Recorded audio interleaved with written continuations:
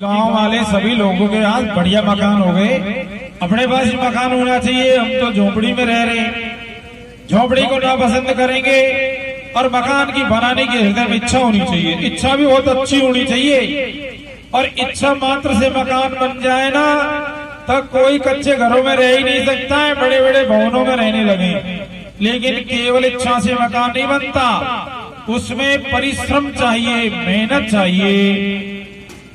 दूसरे नंबर मेहनत करनी पड़ेगी। और सज्जनों, तीसरी बात यह है कि यदि आपके प्रारब्ध में है उस मकान का बनना और उसमें रहना, इच्छा, उद्यम और प्रारब्ध तीनों मिल जाएंगे, योग बनेगा तो मकान में रह पाओगे। और तीनों होंगे तो इलेक्शन जीत पाओगे, तीनों होंगे तो आप डॉक्टर, इंजीनियर, वकील, बैरिस्टर बन पाओगे। और तीनों नहीं है, उद्यम कीजिए जगत में मिले भाग्य अनुसार। उद्यम करो, परिश्रम, लेकिन उस संसार की वस्तु का फल भाग्य में ना नहीं मिलता। हम लोग कहते हैं एक नंबर, महाराज 40 पॉइंट से रह गए हम, है ना, थानेदार ही बन जाते, डॉक्टर बन, 40 पॉइंट से रह गए, 20 पॉइंट से रह गए, 1 नंबर से रह गए, कई बार रह गए और कई एक बार में निकल जाते हैं। इसको नहीं समझते हैं कि केवल परिश्रम से काम नहीं बनता, भाग्य भी कोई चीज होती है। भाग्य का मतलब होता है प्रारब्ध। प्रारब्ध का मतलब है जो कर्म प्रारंभ हो गए फल देने के लिए, है ना, उसे कहते प्रारब्ध। 3 चीज होंगी तो संसार की वस्तु आपको मिल पाएगी, 3 न होंगी तो नहीं मिलेगी। लेकिन अब खास बात समझने की, जिसलिए आयोजन हो रहा है, सत्संग हो रहा है, आप लोग आए, इसका प्रयोजन एक है कि मनुष्य जीवन पाकर परमात्मा की प्राप्ति करो। परमात्मा से मिलन होना चाहिए। ये शरीर के रहते रहते होना चाहिए। शरीर में प्राणों के रहते रहते प्रभु मिलन करना है। इससे पहले चले गए तो पता नहीं जाने कहाँ चला जाना पड़ेगा, किस योनि में चला जाना पड़ेगा। तो सज्जनों, ये परमात्मा की प्राप्ति के लिए तो मात्र एक चीज की विशेष आवश्यकता है, और वह है क्या? मनुष्य के हृदय के अंदर परमात्मा से मिलने की तीव्र इच्छा, तीव्र उत्कंठा, तीव्र लालसा हृदय में जागृत आ जाए। और ये नहीं है कि भाग्य में होगा तो भजन कर लेंगे, है ना, प्रारब्ध होगा तो भजन कर लेंगे।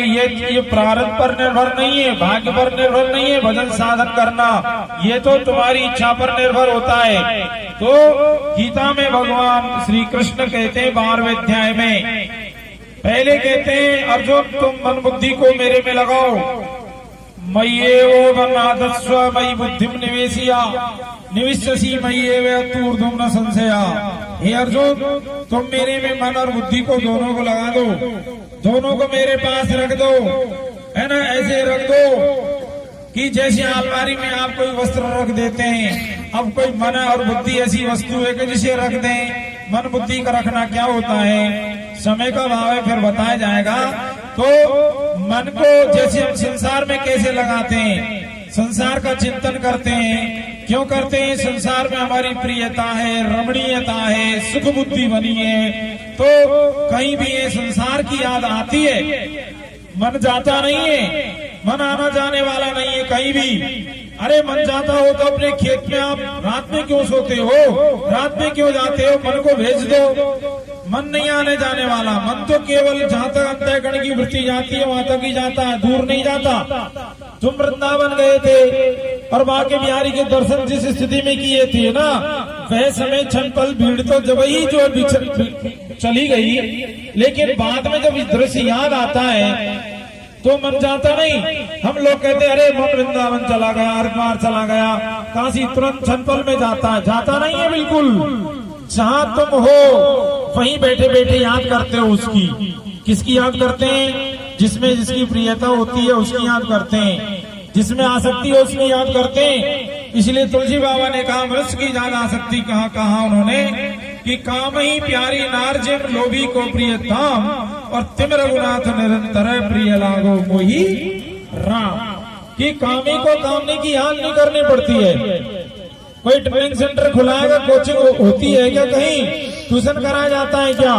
कुछ भी नहीं कराना पड़ता, लेकिन स्वतः ही उसकी उसमें आसक्ति है, प्रिय बुद्धि, सुख बुद्धि, रमणीय बुद्धि बैठी है तो उसे याद आता है, याद आती है। ऐसे ही परमात्मा में मनुष्य को अपना मन लगाना चाहिए। जैसे संसार में सुख बुद्धि, रमणीय, प्रिय बुद्धि, ऐसी प्रभु परमात्मा में भी हमको आत्मीय संबंध स्वीकार करना चाहिए। सज्जनों, प्रिय बंधु, संत महापुरुष कोई कसर नहीं छोड़ रहे हैं। संत देखो, संत सुंदरदास जी ने कहा है, आप पहले महत्व तो देना शुरू करो। एक कहा मनुष्य जीवन के बारे में कैसी बढ़िया बात कही है, वो श्लोक भी बताएंगे कि जो केवल इच्छा के लिए कहा है कि मन बुद्धि को भी नहीं लगा सकते हो तो अर्जुन, ये 8वां श्लोक मैंने बोला, और 9वें श्लोक भगवान कहते हैं कि अथ चित्तम समाधातुम न शक्नोषि मयि स्थिरम् अभ्यास योगेन ततो मामिच्छाप्तुम् धनंजय। हे अर्जुन, तुम मेरे में मन बुद्धि को लगाने में असमर्थ हो कि मैं मन बुद्धि नहीं लगा पाता हूँ, मन नहीं लगता है, तो भगवान कहते हैं असमर्थ है तो अभ्यास योग के द्वारा मेरी प्राप्ति की इच्छा ही करो, केवल इच्छा कर लो। कितना सरल सीधा काम है, लेकिन मनुष्य की ये थोड़ी बेसमझी है कि वो इच्छा मात्र भी नहीं करता है, यत्न नहीं करना नहीं चाहता है।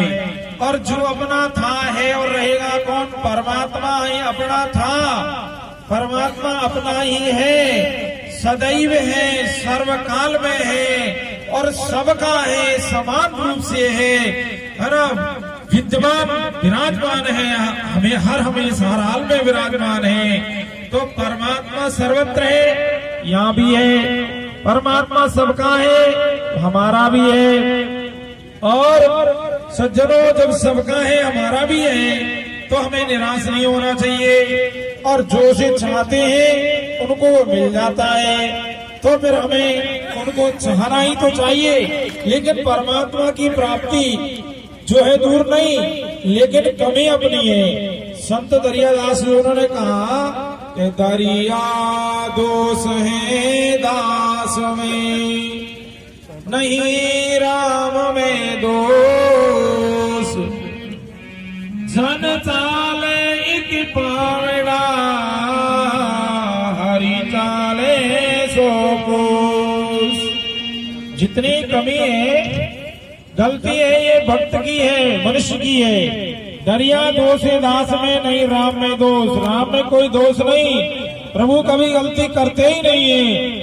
और जन कहते भक्त को, जो भक्त भगवान की तरफ एक पावड़ा एक कदम चलता है ना, तो हरि चाले सौ कोस, भगवान सौ कोस उसकी तरफ चल करके आते हैं। ऐसे कृपालु दयालु है, जो अपना था है और जो हमारा रहेगा उसको हमने अपना मानना बंद कर दिया है, उसको हमने स्वीकार ही नहीं किया है, उसको हम मान ही नहीं रहे हैं। और जो संसार हमारा था नहीं पहले भी, अब भी नहीं और आगे भी ना रहेगा, हमने उसको हमारा मानना शुरू कर रखा है, इसलिए हम संसार में आसक्त हुए हैं, संसार के पीछे पड़े हुए हैं। तो सज्जनों, परमात्मा को हम अपना मानना जो है स्वीकार करें और अपने की याद करनी नहीं पड़ती, स्वतः याद आने लगती है। समय हो गया है, इसलिए वाणी को विराम। बोलो सच्चिदानंद भगवान की जय।